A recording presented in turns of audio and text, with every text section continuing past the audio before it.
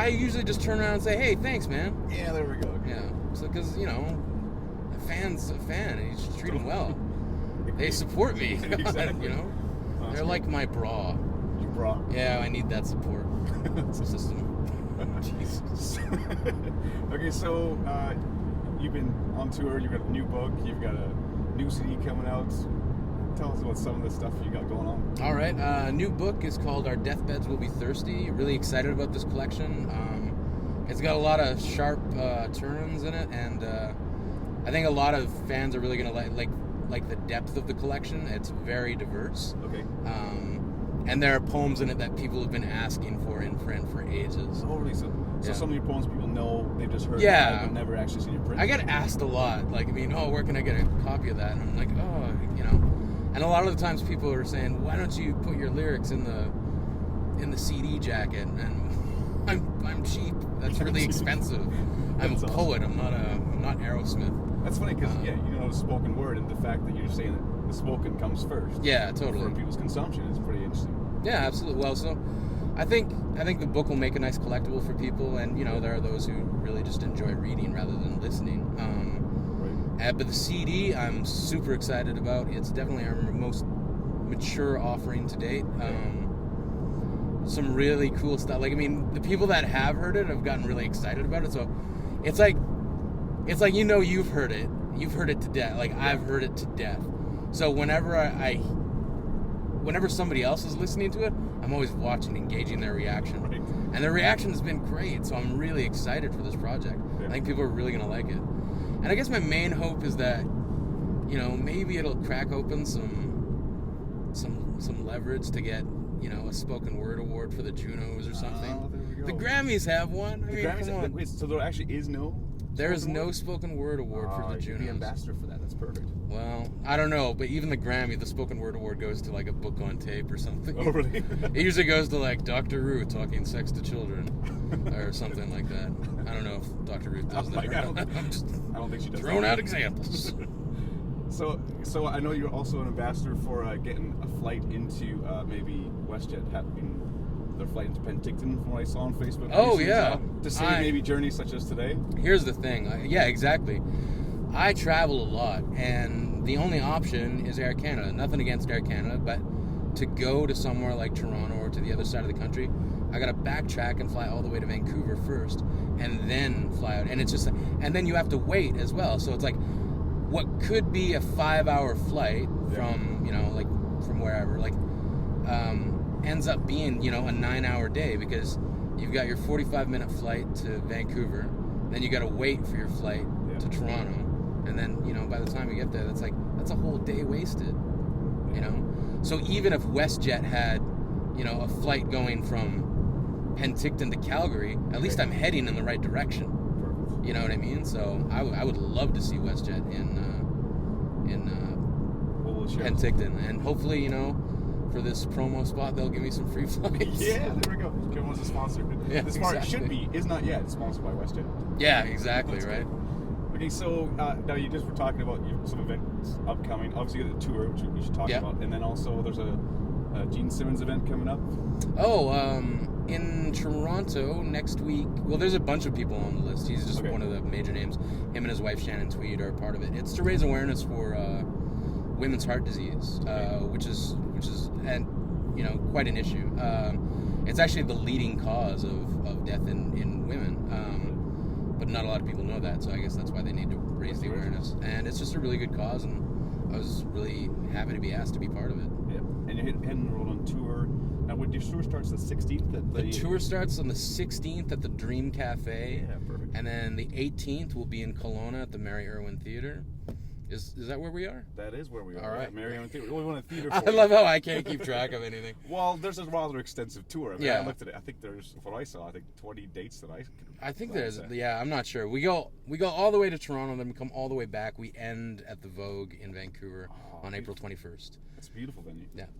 Cool. We're looking forward to having you, Kelowna. And then you're, I mean, I love Scotland, obviously. I got a little side note for it. So you're planning a little shindig out in the wee Scotland. We're thinking about it right now. We're really researching it. I'd love to go. I've been there a number of times as part of different shows.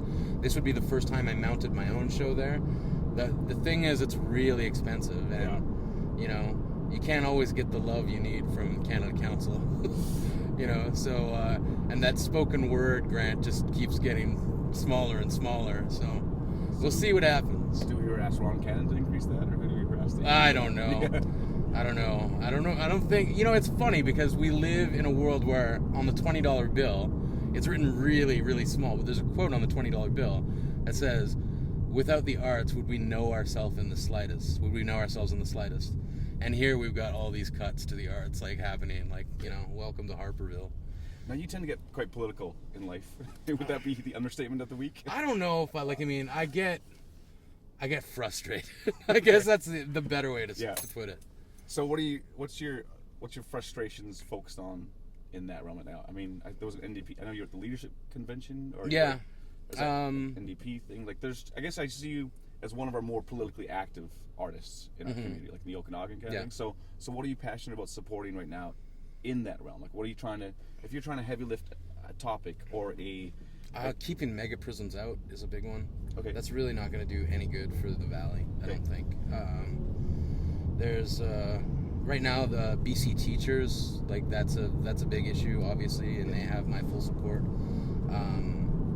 There's just so much, and like one of the things that, like, I mean, people ask me all the time, it's like, why do you live in the valley? You know, why don't you just live in like one of the big cities? The reason I live here is because I see the potential that the valley has for, you know, for arts and culture. Like, this really could be the arts and culture hub of BC. As much as, like, I mean, as much in a way like Nelson kind of is, in a way. Yeah. Small, you know, mountain town, but you go there and it's like there's always something culturally happening. And I just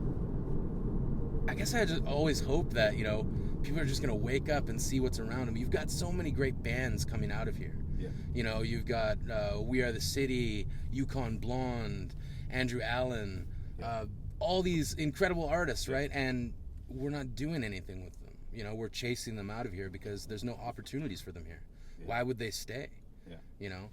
So me, I guess I'm just stubborn, or they've tried to shake the board and I'm just hanging on. That's good. I just, you know, one of the things that happened with when UBC came over and took over OUC, and they closed down, or they didn't close down all the satellite campuses, but all the satellite campuses became vocational schools. And economically, that was a huge blow to the valley, because what youth is going to stay in Penticton if they can't get, you know, the proper education that they want there? At least there was an option there before. Yeah. So economically, it's been very difficult, and UBCO hasn't promised any guaranteed seats to students of, you know, of the valley. Yeah. What I think Penticton should have done, rather than turn it into a vocational school, they should have turned it into an art school. Penticton's idyllic. Like, I mean, you got lakes on either side, you got the mountains, you got skiing, you got all that good stuff going for it, and yet for some reason, it's a city that has trouble sustaining itself. Right. And I think the reason for that is nobody wants to go to Penticton, because why would they? There's no arts and culture happening there. That's, you know, I go out to shows in Penticton. There's very few venues, and they're always empty because people don't know what's going on. So I think that's a huge problem. Anyways. No, that's good. I was just, it's a huge conversation right now. So yeah. I want to go more on that, but that's fine. We'll leave it at that kind of thing for Dave's time. You know, a final question to wrap it up. Jerry Springer, final thought? I have no final questions because I was half focused on driving. But all right. No, tell me about the difference between Shane Koyczan show, and a Shane Koyczan with his band show. I mean, because you've got two. I mean, people know your name. Mm-hmm. People know your name, and it's like, so tell us the difference between the two, because there's a different part of the show. And so just let people know. The reason why the band started, Short Story Long, was because it's always been difficult to get an audience. What the hell? Who's that? All right, should we try that again? I think he wants to hear the spot. Oh, okay. What the hell? Bizarre. I don't know what's going on. All right. Okay. Anyways, can you ask the question again? Yeah. So tell me the difference between Shane Koyczan and Shane Koyczan. Short Story Long, right? Yeah. Okay, good. Basically, the way the band started was, I found it really difficult to sort of get people into the idea of, like, I mean, immediately a lot of the times when people hear the word poetry, they're running the other direction, you know, and it was always that challenge of, like, how do I get them out to a show? Music gave me that sort of, you know, it gave people, you know, it made them a little more comfortable. It's like, oh, okay, well, there's an element to this that I understand. Yeah. But through that, the difference in performances, there are things that I love about performing solo, where it's just like, it's just me and I have control, like, I mean, holding an audience in that way.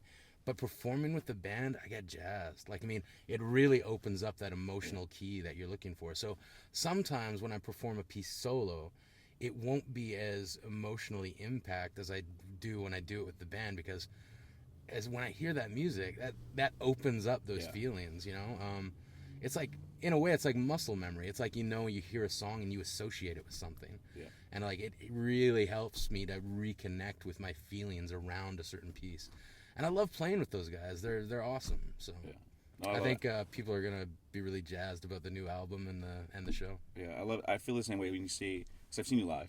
Love the show, and it's like, well, we played together. We played. Yeah. There we go. What did we do? We did the Black Eyed Peas. Oh man, I feel so bad for, like, the ultra artist meets the ultra pop song. It was almost like the worst combination, but it was kind of the best. Hey, at least we didn't do it at the Super Bowl. At least we got that going for us. No, we did Portugal.